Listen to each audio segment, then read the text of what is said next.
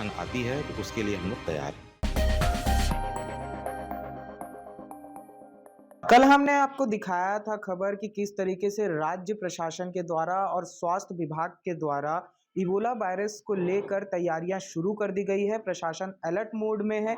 हालांकि अभी तक राजधानी रायपुर और पूरे छत्तीसगढ़ में एक भी इबोला के केस नहीं आए हैं, लेकिन पहले से प्रशासन अलर्ट मोड में है, क्योंकि जिस तरीके की स्थिति बनी हुई है विश्व में, खास करके साउथ अफ्रीका में, उसे देखते हुए, क्योंकि राजधानी रायपुर में अफ्रीका से, युगांडा से, नाइजीरिया से लोग शिक्षा ग्रहण करने के लिए आते हैं, ऐसी स्थिति को देखते हुए पहले से प्रशासन अलर्ट मोड में है और किसी भी तरीके की परिस्थिति से जूझने के लिए तैयार रहने की पूरी कोशिश की जा रही है। इस समय मैं जिला अस्पताल पंडरी स्थित जिला अस्पताल में मौजूद हूँ। रायपुर के पंडरी स्थित में जिला अस्पताल है और यहाँ पे 4 बेड की व्यवस्था की गई है। कल भी हमने आपको बताया था कि जिला अस्पताल में आइसोलेशन वार्ड बनाया गया है और राजधानी रायपुर के एयरपोर्ट में स्क्रीनिंग शुरू कर दी गई है। जो भी विदेशी यात्री आ रहे हैं उनकी जांच की जा रही है और ये देख सकते हैं आप, 4 बेड की व्यवस्था की गई है और इसके अलावा और भी व्यवस्था की जा रही है। आइसोलेशन वार्ड बना के यहाँ तैयार कर दिया गया है। जो भी व्यक्ति संदिग्ध पाया जाएगा, जिसके ऊपर लक्षण दिखाई देंगे, उसे पहले वहाँ स्क्रीनिंग की जाएगी। उसके बाद वहीं पे क्वारंटाइन रूम भी बनाए जा रहे हैं माना में। इसके अलावा जब स्थिति गंभीर होगी या उपचार की स्थिति होगी तो यहाँ जिला अस्पताल में आइसोलेशन वार्ड में लाया जाएगा और जो मरीज होंगे उनके आने जाने का रास्ता यहाँ से होगा। ये मुख्य दरवाजा है जो हॉस्पिटल से कनेक्ट है, लेकिन यहाँ पे इबोला वायरस के मरीजों को यहाँ से नहीं लाया जाएगा, क्योंकि अन्य बीमारी के जो लोग हैं वो भी संक्रमित हो सकते हैं। ये डर के चलते यहाँ से व्यवस्था नहीं की गई है। सुरक्षित व्यवस्था जो की गई है, आप देख सकते हैं वहाँ जो दरवाजा है वहीं से आना जाना मरीज का होगा। और अधिक जानकारी के लिए हमारे साथ civil surgeon doctor BK Sinha ji मौजूद हैं। सर, किस तरीके की पूरी तैयारियां की गई है और आगे क्या तैयारियां की जा रही हैं? जैसा कि आपने बताया है कि ये अन्य मरीजों के संक्रमण नहीं होना चाहिए अन्य मरीजों के साथ, इसलिए हमने उनके एग्ज़िट और एंट्री पॉइंट अलग कर दिया गया है। दूसरा क्या है कि हम लोग इसको 4 बेड का अभी आइसोलेशन बना के रखे हैं।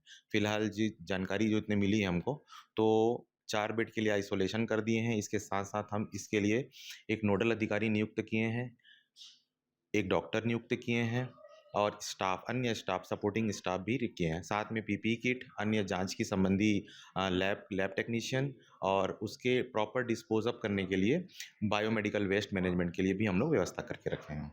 इसके अलावा सर, 4 बेड के अलावा भी आगे कोई व्यवस्था की जा रही है? आगे की तैयारियों को लेके अगर बाय चांस स्थिति गंभीर होती है तो उसे लेके किस तरीके की व्यवस्था की गई है? बिल्कुल, हम लोग इसके लिए भी तैयार हैं।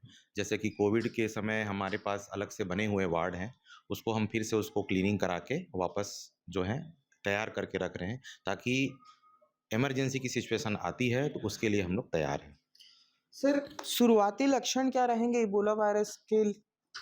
वैसे कोई ख़ास लक्षण नहीं रहते इसमें, बट हाई ग्रेड फ़ीवर आता है, चिलनेस होता है, सीवियर हेडेक होता है, बॉडी पेन होता है, लूज़ मोशन, वॉमिटिंग भी हो सकता है और सोर थ्रोट रहते हैं, जैसा कि वायरल संक्रमण में होता है।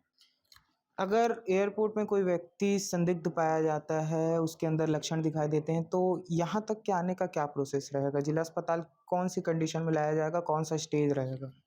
पहले तो वहाँ पे स्क्रीनिंग करेंगे।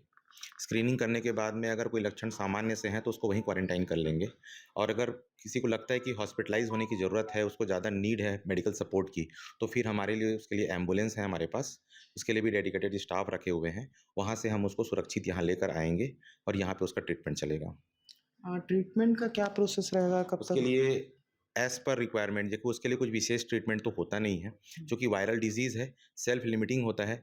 मानता हूँ कि उसमें मोर्टेलिटी रेट कुछ ज़्यादा होता है, 80 से 90% तक रिपोर्टिंग है, बट फ़िलहाल अभी ऐसे कोई आधिकारिक रूप से पुष्टि नहीं की गई है। फिर भी हम लोग उसके लिए आईवी फ्लूइड्स, एंटीबायोटिक्स, एंटीवायरल्स और other medication, supportive medication as per symptoms हम लोग उसके लिए व्यवस्था कर के रखे हैं। जी बिल्कुल, और मेरा आखिरी सवाल ये है सर कि अभी क्या मेडिकल को लेके, जाँच को लेके, ट्रीटमेंट को लेके कोई और भी गाइडलाइन आई है क्या आप लोगों के पास? उसके लिए ये होता है कि जैसे शुरुआती लक्षण आते हैं तो आरटी-पीसीआर एक टेस्ट होता है। हुँ। उसमें वायरल लोड के हिसाब से उसको यहाँ से हम लोग पुणे भेजते हैं। तो पुणे से ही उसकी जाँच की आधिकारिक पुष्टि हो पाएगी कि वायरल उसमें वो मौजूद है कि नहीं। जी। इसमें 3 दिन का समय लगता है, 3 से 5 दिन का। जी, बिल्कुल। और जैसा कि सर ने बताया कि पहले ब्लड चेकअप के लिए पुणे भेजा जाएगा, उसके बाद ही पता चलेगा 3 से 5 दिनों में, और यहाँ पे पूरी व्यवस्था कर ली गई है। इसके अलावा जो कोविड के समय जो व्यवस्था की गई थी, उसे भी पुनः व्यवस्थित किया जा रहा है। अगर जो कंडीशन है वो इमरजेंसी कंडीशन अगर आती है या सिचुएशन बिगड़ती है, उसे लेके भी पूरी तैयारियां की जा रही है। लेकिन घबराने की बात नहीं है। अभी तक छत्तीसगढ़ में और राजधानी रायपुर में एक भी केस नहीं आया है। प्रशासन पहले से अलर्ट मोड में है, क्योंकि आगे जाके कोई समस्या ना हो, इसलिए ये पूरी व्यवस्था की जा रही है। और ये आइसोलेशन वार्ड बनाया गया है। गिन सकते हैं 1, 2, 3, 4 बेड की व्यवस्था की गई है। आने-जाने की भी अलग व्यवस्था की गई है। एक नोडल अधिकारी भी यहाँ नियुक्त किया गया है। डॉक्टर, स्टाफ बॉय सबकी व्यवस्था की गई है। मानस से क्वारंटाइन जो पेशेंट है उसे यहाँ तक लाने के लिए एम्बुलेंस की भी व्यवस्था की गई है। और ये सारी व्यवस्था स्तर पे राजधानी राज्य के स्तर पे जिला स्तर पे सारी व्यवस्था की जा रही है। राज्य स्तर पे भी की जा रही है, जिला स्तर पे भी की जा रही है। और आइसोलेशन वार्ड अगर राजधानी रायपुर में की जाए, तो यहाँ जिला अस्पताल पंडरी स्थित जिला अस्पताल में आइसोलेशन वार्ड बनकर तैयार हो गया है। बाकी आपको ये खबर कैसे लगी हमें कमेंट कर ज़रूर बताएँ, और खबरों के लिए बने रहिए हमारे साथ जनधारा 24/7 पर।